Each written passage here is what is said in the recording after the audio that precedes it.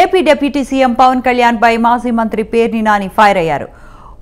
ఉడత ఊపులకు బెదిరింపులకు బెదిరేది లేదని వార్నింగ్ ఇచ్చారు. సినిమా నటనతో రాజకీయ ప్రవేశం చేసిన పవన్ కళ్యాణ్ నోటికి వచ్చినట్లు సిద్ధాంతం లేకుండా మాట్లాడుతున్నారని మండిపడ్డారు.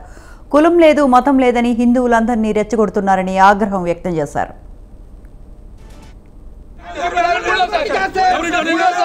తెలుగుదేశం వాళ్ళు ఇలా చేసేవాళ్ళ అప్పుడు కనుక ఎల్లుంటే సార్ మాకు 150 వచ్చినప్పుడు ఇళ్ళకి వెళ్తే ఎంత సేపు సార్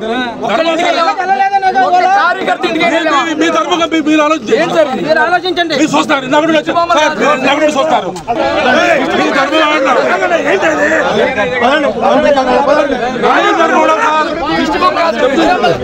పవన్ కళ్యాణ్కి హెచ్చరిక జారీ చేస్తున్నాం.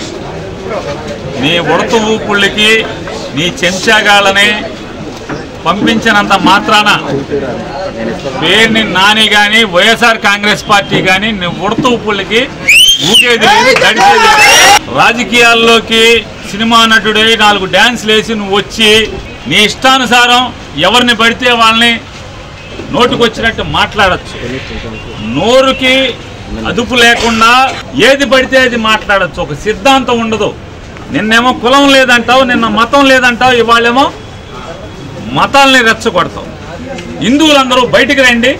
అదే చర్చిలోనో మసీదులోనో ఏదైనా జరిగితే వాళ్ళందరూ రోడ్డెక్కరా, వాళ్ళకు చూసి వాళ్ళకున్న ఐకమత్యం కూడా హిందువులకు ఉండదా అని మాట్లాడుతుంటే ఈ రకంగా సమాజంని కులాల పరంగా మతాల పరంగా ఎన్నికల ముందు వరకు కులాల పరంగా రెచ్చగొట్టి ఇవాళ మతాల పరంగా రెచ్చగొట్టేటువంటి దౌర్భాగ్య నీచ రాజకీయాలు చేస్తున్నటువంటి పవన్ కళ్యాణ్ని ఎండగట్టాను.